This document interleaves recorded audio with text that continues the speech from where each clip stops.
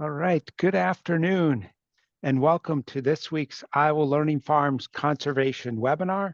I'm Matt Helmers with Iowa State University, Director of the Iowa Nutrient Research Center and faculty affiliate with the Iowa Learning Farms. And so it's my great pleasure to get to help moderate many of these webinars, and really looking forward to our webinar today on a really important topic. So Anna Gray is with the Iowa Natural Heritage Foundation. She is the Public Policy Director and Counsel, and she's going to talk to us today about conservation easements, protecting Iowa's private lands and investments in conservation. As always, if you have questions, feel free to type those in the chat box, and we'll get those to Anna at the end of her talk. With that, the virtual floor is all yours. Well, thank you, Matt, and thank you to the folks at the Iowa Learning Farm for having me, and to all of you for joining today. Again, my name is Anna Gray. I'm with the Iowa Natural Heritage Foundation, and I'm really excited to talk about one of the most important tools that we have in Iowa for protecting private land and those investments that we're continuously making in conservation. So today, I want to provide a little bit of an introduction to Iowa Natural Heritage Foundation and land trusts as a partner in conservation. I'll talk through some of the overview of conservation easements using some examples, and then I'm going to share an upcoming opportunity that we're really excited about at INHF. So Iowa Natural Heritage Foundation was created 45 years ago under Governor Ray and other conservation leaders who really saw a need for the state to have a partner who is privately funded and could be more flexible to help the state and our public partners create parks, trails, and wildlife areas. And so one of the core functions of INHF is working with private landowners and public agencies to protect lands of special significance that then can become a park, trail, or wildlife area and enjoyed by the public. We are an accredited land trust, and so we adhere to standards and practices by an accrediting body. And we are just one of over 1,200 land trusts in the country, which I'll talk a little bit more about in a moment. So in addition to doing public land protection, public land projects, as I mentioned, we also do quite a bit of recreational trail work. INHF has assisted in securing about 65% of the rail trail corridors throughout Iowa. So thinking about the High Trestle Trail, Raccoon River Valley Trail, those are trail projects that INHF is very proud to have partnership in. We also own and steward some land that is owned by INHF, in which we often open to the public in limited volunteer events to get people out on the land, including students through our internship, to learn about conservation, learn about different ecosystems, and often partner with folks like Matt at Iowa State to do research on those projects. But what I'm going to really focus on today is our work on private land protection through conservation easements. These are partnerships that we do with private landowners. We currently hold about 220 conservation easements in Iowa and have protected over 33,000 acres with conservation easements. As I said, INHF is just one of over 1,200 land trusts across the country. Collectively, land trusts have protected over 61 million acres through conservation easements, fee title ownership, and partnerships with public agencies. And so I will be focusing mostly on INHF projects and some of the ways that INHF works with landowners to utilize conservation easements, but there are also other land trusts throughout the country and in Iowa that work in this space as well, including some of our public partners like the Natural Resource Conservation Service. So very high level, what is a conservation easement? This is certainly our most popular tool for landowners looking to privately protect their land, but have a third party who can help uphold certain conservation values. So this is a voluntary conveyance from a landowner to permanently protect their land and vest in us a property right to perpetually uphold the conservation values.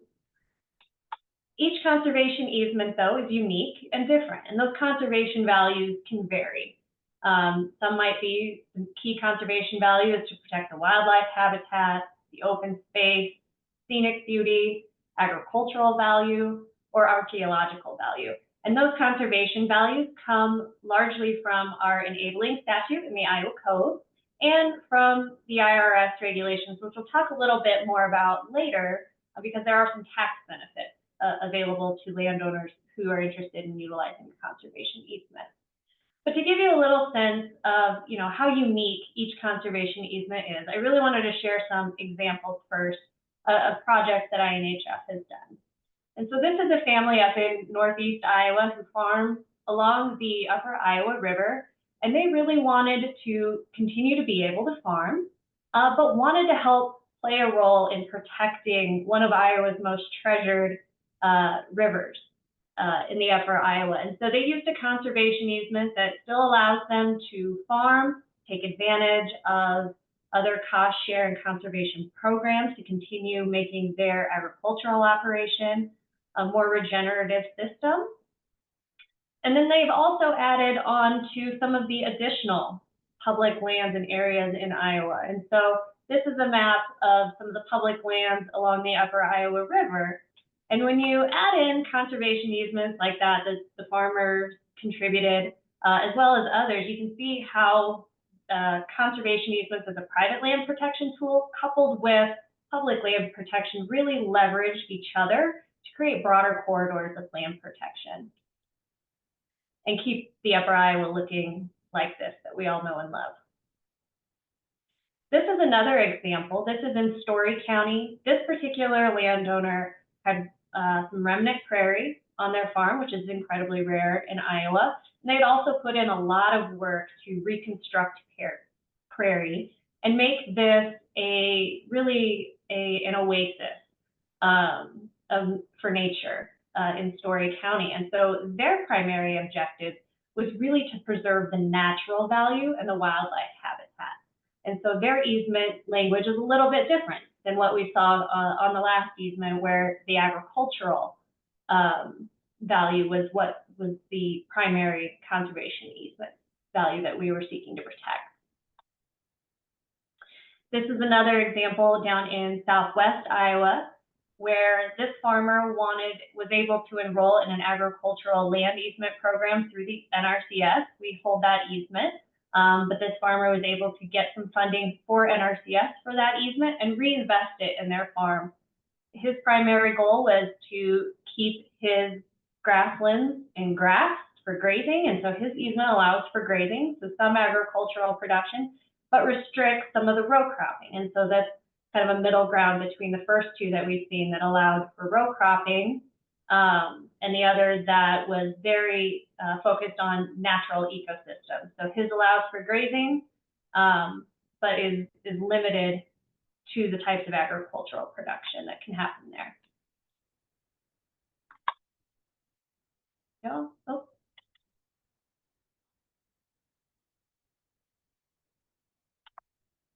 Sorry, there's a little bit of a delay in my slides here. This is another example that I wanted to share because the goals of this particular landowner was to transition their land to the next generation of farmers. And so when you add a conservation easement to your property, you are choosing to restrict what can and can't be done, and that does impact the value. And this particular landowner wanted to reduce the value of their property so that they could, one, take advantage of some of the tax benefits that were available, but really to be able to make it affordable for this next generation of farmers to acquire the property. So it took off some of the economic pressures that landowner was facing so that they could help this next generation of farmers. So looking at the process of how we've kind of made all of these conservation easements possible, it really starts with a conversation with the landowner and making sure that we understand the goals for your property and can have a discussion about that. So oftentimes starts out with a visit to the land and talking about what types of vision you have for the future of the property. what existing uses there are, what other uses you might want to include into the future. And so then from there, we'll begin drafting the conservation easement, and it's oftentimes a back and forth process where we continually share ideas with each other, and the landowner would want to bring in their, legal counsel or tax preparer to help, really get a sense for how that easement is going to impact their property in the long term. And then as we prepare for closing on the easement, we do some title work, any surveying or other things that need to be done. Appraisal would be necessary if you're going to take advantage of some of the tax benefits. And then we sign the easement, and INHS keeps in touch with the landowner and comes out to monitor that easement each year. Some of the typical permitted and prohibited uses, again, vary depending on the property, but commonly, we continue to allow for, if it is the wish of the landowner, whatever the property is currently being used for. So we do take some baseline data and then work from that. And so typically we do allow for hunting, fishing, recreational uses of the property, any additional restoration or management, enrollment in USDA programs, and agriculture if that is part of the vision for your property.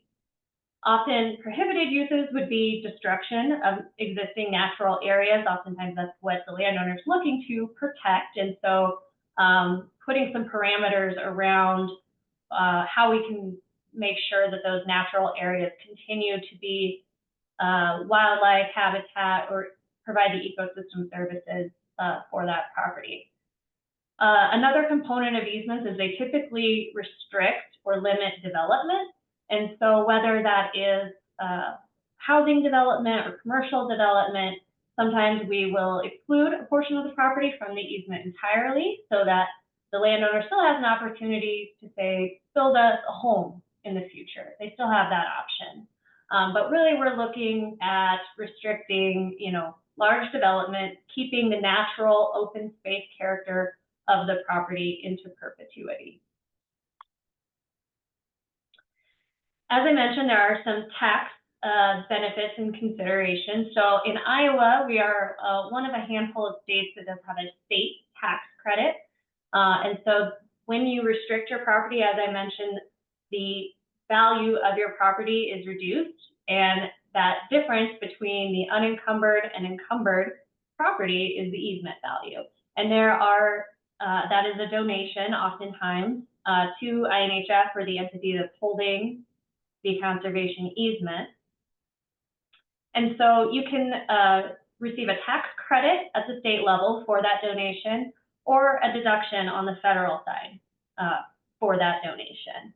There are a few programs that do help offset some of that reduction in value. I mentioned, our grazer in Southwest Iowa was able to take advantage of the agricultural land easement program that is administered through NRCS and has some additional steps than what we've discussed here today, but can be a really valuable tool, especially for agricultural land easements. Another program is the wetland reserve easement. These easements are typically held by the NRCS, not INHS, but we have seen landowners who have benefited from this program in the protection and restoration of wetlands on their farm. And again, that is a purchased easement. And like I said, there are some landowners who intentionally choose to bring down that value of their property with the easement restrictions so that they can pass it down more easily to that next generation of farmers. And again, our role then long-term, we hold these easements in perpetuity.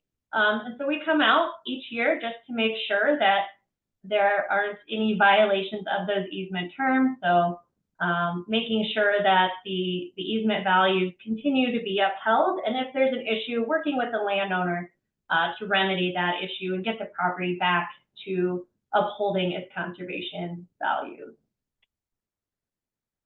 And as I mentioned, I was very excited to share an opportunity that we have coming up INHF, along with the Nature Conservancy of Iowa and Iowa Department of Natural Resources, received a Regional Conservation Partnership Program grant through USDA to protect and restore grasslands throughout western and southern Iowa.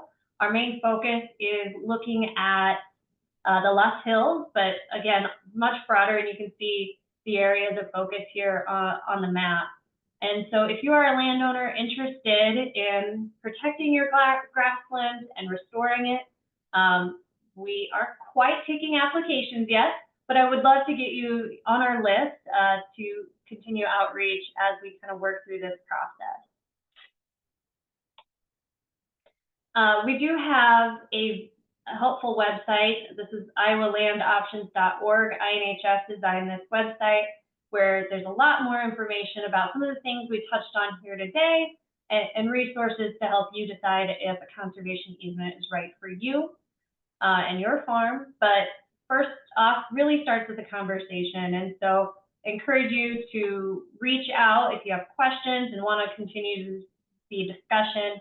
We can certainly get you to the right staff person at INHF. And so with that, I will turn it back over to Matt. Yeah, thanks so much, Anna. And keep the questions coming in. We got some great questions so far. But if you are on the webinar and live and want to or need to earn a CCA CEU, please email Elena Whitaker, and her email is alenaw@iastate.edu by 5 o'clock today, and include your name, the name you entered to watch the webinar, and your CCA number. Again, Elena Whitaker, alenaw@iastate.edu. Okay, let's go to the next slide. If you watch this webinar live and are willing to fill out a voluntary demographic survey, we'd greatly appreciate it. Only one survey response is needed for all 2024 webinars. So if you've done that, thank you so very much. If not, and if you're willing, you can scan the QR code if I delay on this slide a little longer, or you can go to iowalearningfarms.org/survey. So we really appreciate that. And we can go to the next slide. This should be okay. Next week, cattle conversation and community. Oh boy, this is one near to my heart. Aaron with Taylor County Soil and Water Conservation District, the Southern Iowa Land Use Conversion Project Coordinator, will be talking. So looking forward to hearing about that. And I think then maybe one more slide. There might be one about if, there we go. And somebody asked about this. So today's webinar will be archived and posted on the Iowa Learning Farms website. Also, there's an Iowa Learning Farms -webinars YouTube page, so you can go there and it'll be there as well. So feel free to share that with those that you think might have interest. Okay, we've gotten a few questions. There was a question here about what about altering the topography of a site under easement that was previously altered from its natural state? Any information on that?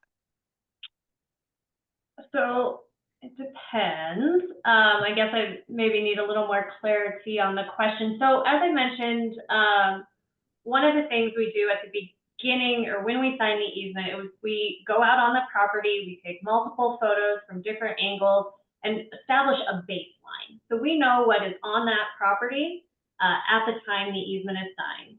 And so additional changes to the topography may or may not be allowed depending on what we're talking about. If it's an agricultural land easement, for example, it may still allow for tiling. It might still allow for creating a pond, other, minor roadways or access lanes. But oftentimes, because these are permanent easements, we are drafting them with enough flexibility that allow either INHF as the easement holder to grant approval of some of those things into the future. But it might just depend, but I hope that answers that question. Yep, and I think that also answered another one. Here was one I hadn't thought of, but when it was brought up, it kind of interesting, especially with how many we have in Iowa. If a landowner had wind turbines on land they wanted to put on a conservation easement, would the wind easement interfere with that? Maybe. Okay. Maybe. So typically what would, in that circumstance, and we don't have one of these yet. So my guess would be we would likely try to exclude the wind site out of the protected conservation easement area if possible. So that would likely be how we would do that. Again, the baseline would already have that wind turbine incorporated, but likely we would try to exclude that from the easement property. Okay, great. You talked about hunting and recreation, maybe fishing. Is trapping permitted or prohibited? I believe trapping is usually permitted. Okay, okay. Um, are the are the tax credits annual or one time? So in Iowa, the tax credit is a kind of a one-time tax Okay, credit. It's up to 50% of the easement value, up to $100,000. It's non-transferable, but does have a 20-year carry forward. So if you're not able to use that in the first year, you can carry it forward. And typically, our landowners that we've worked with are able to use that full tax credit within that 20 years. okay. Um, how does public access work into these easements? Public access, that's a great question. It really depends on the landowner. So Okay, nothing in the conservation easement necessarily has to grant public access. Most of our conservation easements do not, okay, and they are privately held. They continue to be owned and used by the landowner. The only exception is INHF comes out once a year to monitor. However, if that is something you are interested in, we have had landowners that have put a trail through their conservation easement and do open it up to the public. That's totally up to the landowner. okay. Um, how is the encumbered value determined compared to the unencumbered? Great question. I should have elaborated on this more. There are specialized appraisers who work in conservation easements. Not just any appraiser, but these appraisers have special certification and experience in evaluating conservation easements. And so what they do is they look at the property unencumbered, and then determine a value, and then they review the conservation easement and determine what the value of the property is given the restrictions laid out in the easement. And again, like I said, these are specially trained appraisers who have quite a bit of experience in determining those values. Okay. Um, does the use of eminent domain uh, impact the conservation easement? Potentially, just Okay. like any other fee title landowner, conservation easements and that property right can also be condemned. We haven't had to deal with this issue too much yet, but you know, it is an issue because easements are permanent, conservation easements are permanent. It will be something that we have to learn how to navigate, but we would be an interested party in that process. Okay. Okay, this might be a tough one to answer, but what are the costs of creating an easement, and is the easement policy paid by the owner? Yes. So some of the main costs would be title work. So we have to, you know, make sure that each landowner has the right to their property to convey that easement. And so bringing your abstracts up to date, getting a title opinion. If we are going to do a survey, for example, if you wanted to exclude a portion of the property to, you know, save for a wind farm or something later on, that survey, and then the appraisal. So depending on, and you don't have to do the appraisal, you only have to do the appraisal if you're going to take advantage of the tax benefit. Those can range probably around $20,000, just depending on the complexity of the property and those costs. And those are usually the cost of the landowner. Another thing I didn't really mention in this, but we do ask, it's not a requirement to accept a conservation easement donation, but we do request an additional, usually $10,000 to go for INHF to monitor and steward that conservation easement into perpetuity. And so that goes into a restricted fund at INHF solely for that purpose. So if and when issues like eminent domain arise, INHF has the resources in order to work with that landowner to protect those conservation values in perpetuity. Anna, maybe you can stop sharing your screen because it might be because most of I don't think we need the slides for that. And then Oh, sorry, we I can thought I see had it. done that. Nope, So you're good. I apologize. That's okay. That's okay. All right. I'm gonna take my prerogative as a moderator to ask one of my questions. So you brought up monitoring, and so kind of how often does that happen? And because it is kind of reassuring to hear that there's some level of kind of making sure that the easement is being followed. Kind of maybe if you have any more information about what's involved with that.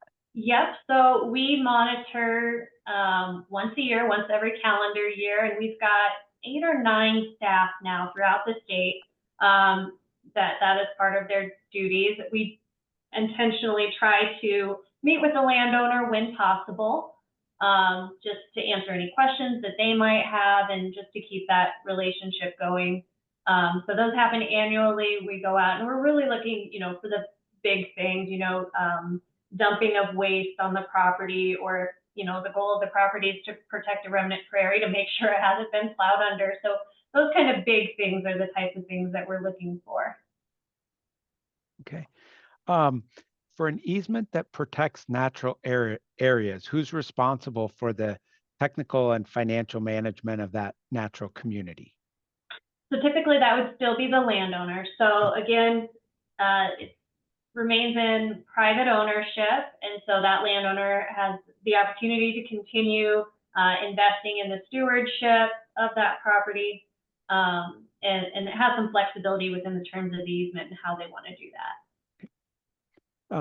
If a landowner intends to continue grazing a section of land and doesn't plan to sell it anytime soon, what is the advantage to placing the land into a conservation easement to restrict row cropping? That's a great question. And so, it might not be a good fit in that circumstance.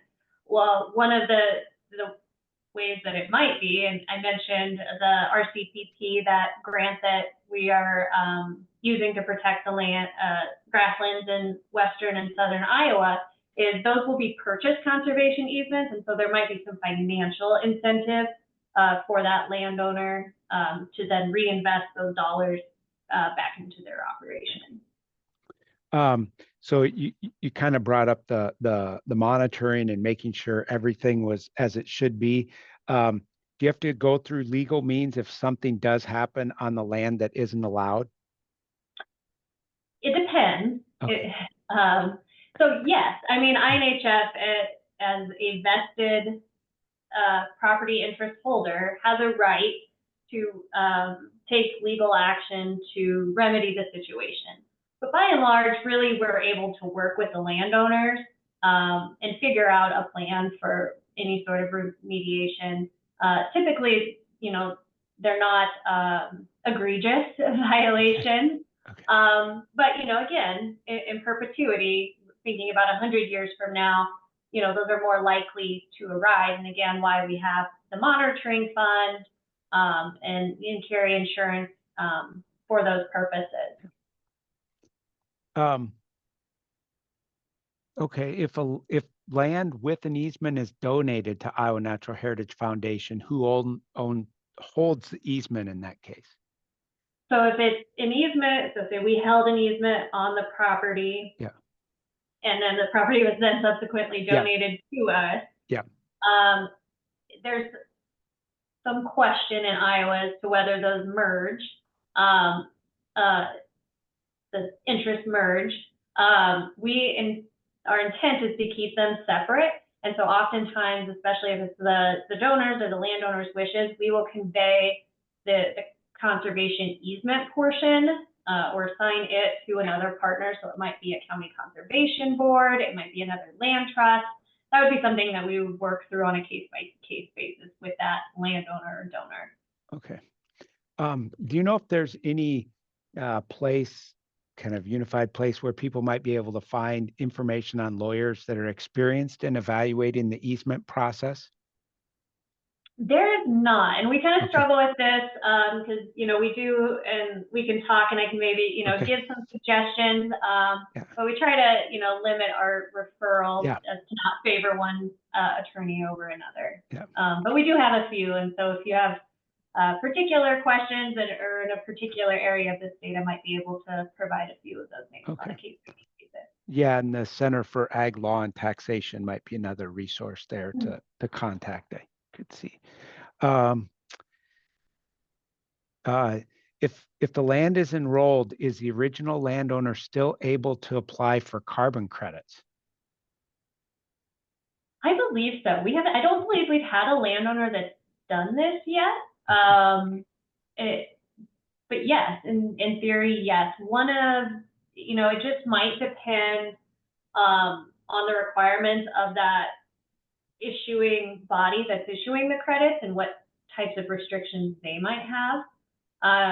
The reason I say that is, for example, CRP, or the Conservation Reserve Program. If you have a property that's enrolled in CRP, you can put an easement on it. But if that easement restricts any row cropping, you likely will not be able to re-enroll in CRP. And that's because the whole concept of CRP is to protect land that are subject to conversion. And so if the easement says this isn't going to be converted, current law has said, and the administration has said that, well, then you're not really eligible for re-enrollment. And so that's why I said maybe, and I don't know enough about carbon credits in particular. Okay. All right. I think that, are there any I guess this one, are there any options for landowners afraid of perpetuity? I would just say, typically ours are in perpetuity, and certainly for the tax benefits, they do have to be in perpetuity. Some of the, I think NRCS easements, like WRE, some of those might be a 30-year easement. The other thing I would say, let's just talk, because I know forever and perpetuity can sound a little scary and a long time. But really talking through the details, we're very careful in how we draft our easements to allow for enough flexibility into the future. And so I know forever can be a little scary at times, but I would encourage just a conversation about what that really looks like out on the land. I think that, again, I think that really addresses most of the questions in the interest of your time. We say thank you so much, Anna. This was really useful and important, and I think it also can tell were a lot of questions. I guess there was, maybe one just came in. I guess how are kind of local dollars being used to match federal dollars and landowner donations and that kind of thing?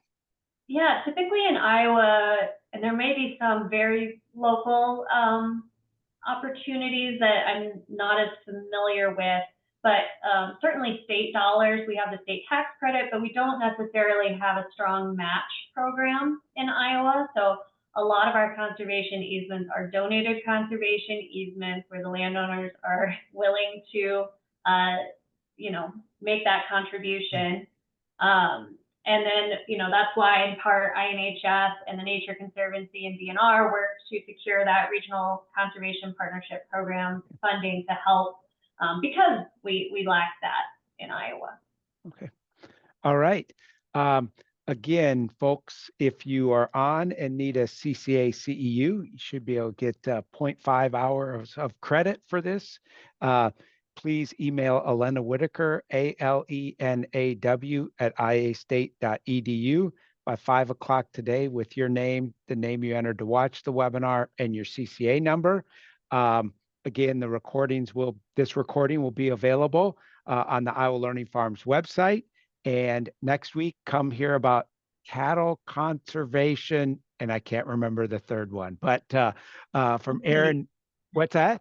What? Community. Community. Okay. All right. Oh, that 3 C's: cattle conservation and community. That's awesome. Okay, Anna, thank you so very much. I don't know if you have any last parting thoughts. No, I just thank you, and feel free to reach out to us if you have additional questions or want to talk through some of these details a little more. We went through a lot of information very quickly. So Okay. thank you for having me. All right. Thanks again.